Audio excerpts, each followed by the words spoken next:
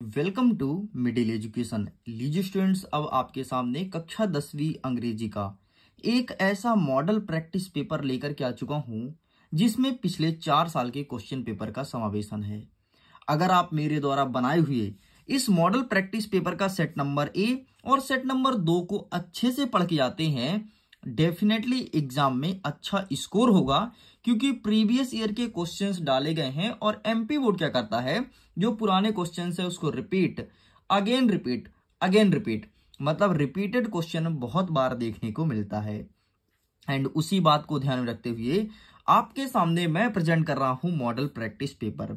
इसका first part already middle education के official YouTube channel पर अपलोड कर दिया गया है एंड इसमें सेकंड पार्ट होने वाला है और ये जल्द ही कवर हो जाएगा। देखिए स्टूडेंट, अगर इसके पीडीएफ को डाउनलोड करना है, लिंक डिस्क्रिप्शन बॉक्स में है, चेकआउट कीजिए, अपने पीडीएफ को डाउनलोड कीजिए। देख लीजिए यहां पर कुछ इस प्रकार से आपका क्वेश्चन पेपर रहेगा एंड सीधे हम जंप करते हैं अपने सेक्शन नंबर सी के तरफ। सेक्शन नंबर सी में हमेशा ग्रामेटिकल पोर्शन पूछता है, तो आइए देखते हैं ग्रामर के क्वेश्चंस किस प्रकार से रहेंगे एंड उसे किस प्रकार सॉल्व करना है। हमारा पहला नंबर कह रहा है कि he is dash dash SDM. जो एसडीएम शब्द है इसमें किस आर्टिकल का प्रयोग होगा, ए का या एन का? तो इसका सही आंसर आपको लगाना है एन, ये आपका सही उत्तर हो जाएगा। इसका सेकंड नंबर कह रहा है I haven't not bought dash dash milk today. तो यहाँ पर सम या एनी, तो इसका सही आंसर आपको एनी लगाना है।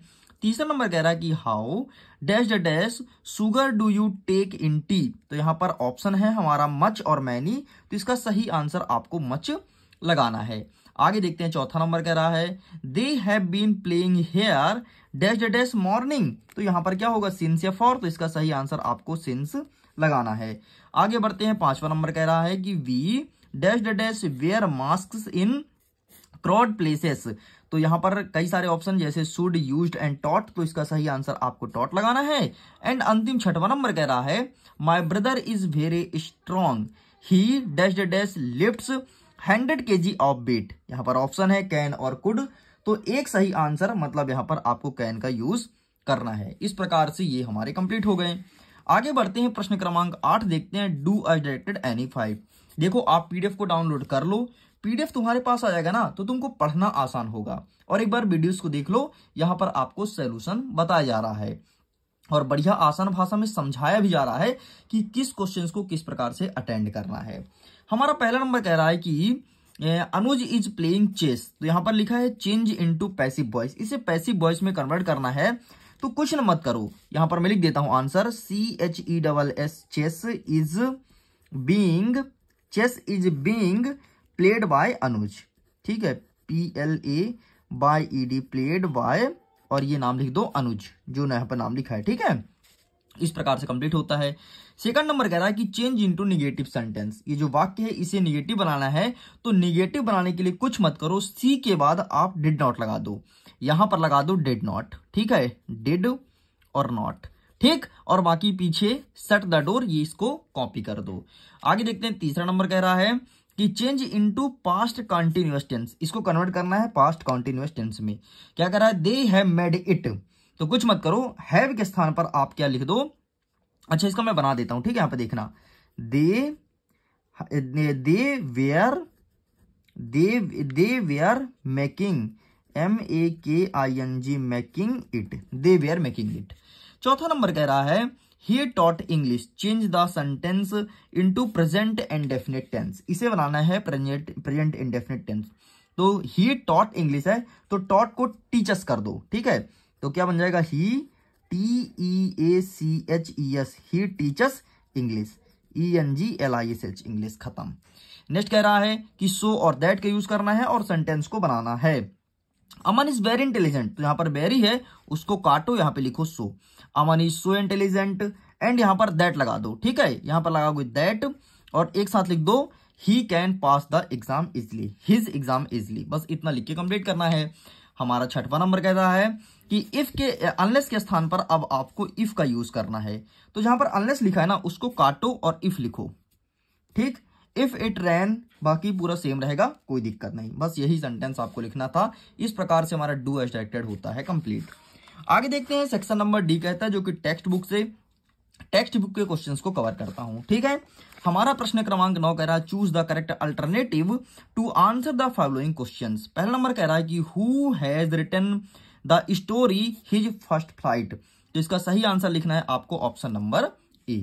नेक्स्ट कहता है कि what was the seagull afraid of, तो इसका सही आंसर लिखना है flying, option number B. Next कहता है कि एनी फ्रैंक वॉज आ, तो इसका सही आंसर लिखेंगे जर्मन गर्ल। एंड नेक्स्ट आपका चौथा नंबर क्या कह रहा है कि एनी फ्रैंक रॉट हर डेली वेल, तो इसका सही आंसर आप क्या लगाएंगे, तो इसका आंसर आप हमें बताएंगे कमेंट पे लिख करके। ये आपके लिए होमवर्क है, प्लीज स्टूडेंट इसके आंसर अटेंड जरूर करना। जो स्टूडेंट सही आंसर करेगा उसको मैं हार्ट दूंगा। चलिए आगे बढ़ते हैं, प्रश्न क्रमांक 10 को कवर करते हैं। इसमें कह रहा है read the following extract from the pores and answer the questions given below. ठीक है, हमारा पहला नंबर कह रहा है एक पैसे लिखा गया है, इसके नीचे कुछ क्वेश्चंस दिए गए हैं, तो सीधे हम क्वेश्चन का आंसर बताते हैं।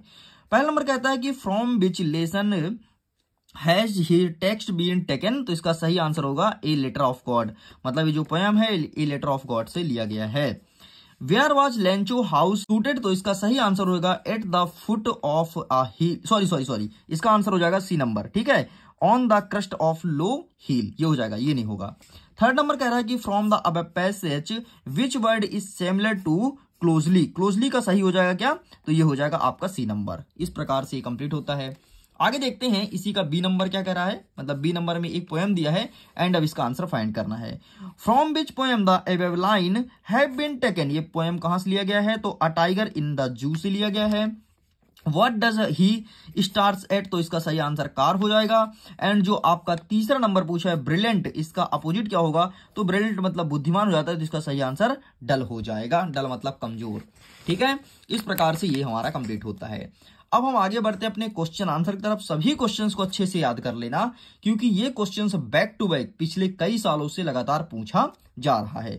चलो तो फटाफट आप क्वेश्चंस को देख लो, एक साथ मैं आंसर दिखा दूंगा और वीडियो को कंप्लीट करूंगा। इसमें एनी 6 आपको अटेंड करना है। ठीक है, ये रहा।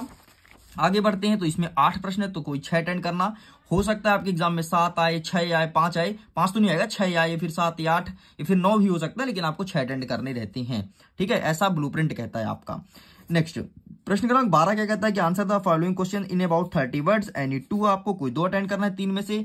ठीक है, जो आपको अच्छा लगे, लेकिन अभी आपको 3 के तीनों याद करना है, क्योंकि अलग अलग स्कूल में अलग अलग क्वेश्चंस आएंगे, इस चीज को ध्यान रखना।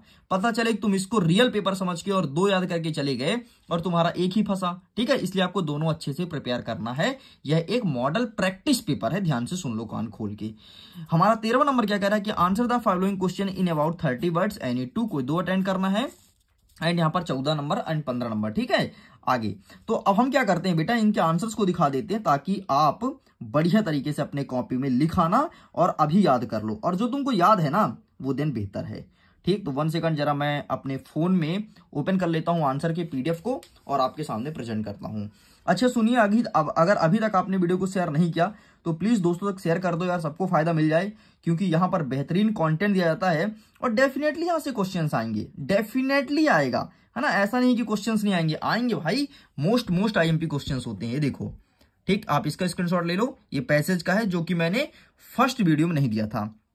ठीक, बाकी लेटर वगैरह सब दिखा दिया था आपको, कोई दिक्कत वाली बात नहीं। हाँ, ये रहा क्वेश्चन आंसर। ठीक है, अगर थोड़ी चमक रहा हो तो दाएं बाएं कर लेना, बाकी मैं पीडीएफ को दे दूंगा लिंक डिस्क्रिप्शन बॉक्स में, तो वहां से डाउनलोड कर लेना तुम क्वेश्चन विथ आंसर। ठीक है, दोनों पीडीएफ को। चलिए आप इसका स्क्रीनशॉट ले लो, थोड़ी हो सकता है चमक रहा हो, ठीक है, क्योंकि लाइट जो पड़ रही है, लेकिन क्या कर सकते हो, अगर लाइट नहीं रहेगा, अंधेला हो जाएगा तो वीडियोस नहीं आ पाएंगे। ठीक है, इसका स्क्रीनशॉट ले लो बेटा, इसका स्क्रीनशॉट ले लो, इसका ले लो। ठीक है, बाकी आप मिला के अच्छे से याद कर लेना। ठीक, ये ले लो, ये ले लो। चलिए कुछ और बचे हुए हैं क्वेश्चंस, अब बचा है प्रश्न 14 से लेकर के और 16 तक, तो आप इसको देख लो एंड इसके आंसर्स भी मैं आपके सामने रख देता हूं। ठीक है, बाकी जल्द ही आपके सामने नेक्स्ट पार्ट भी आएगा, तो आप उसे भी अच्छे से प्रिपेयर कर लेना। जस्ट वेट, इसके आंसर्स का पीडीएफ में ओपन कर लो और आपके सामने रखता हूं। ये रहा। ठीक है, 14 नंबर का उत्तर ये रहा। ठीक है, ये रहा 14 का अथवा, इसका स्क्रीनशॉट ले लो। ये रहा 15 नंबर, इसका स्क्रीनशॉट रख लो। ये रहा आपके सामने 16 नंबर, इसका 15 का अथवा, इसका स्क्रीनशॉट लो। ये रहा 16 नंबर, इसका स्क्रीनशॉट लीजिए। एंड ये रहा आपके सामने 16 का अथवा। इस प्रकार से सारे के सारे क्वेश्चन का आंसर मैंने कंप्लीट कर दिया। मैं उम्मीद करता हूं वीडियो बहुत अच्छा लगा होगा।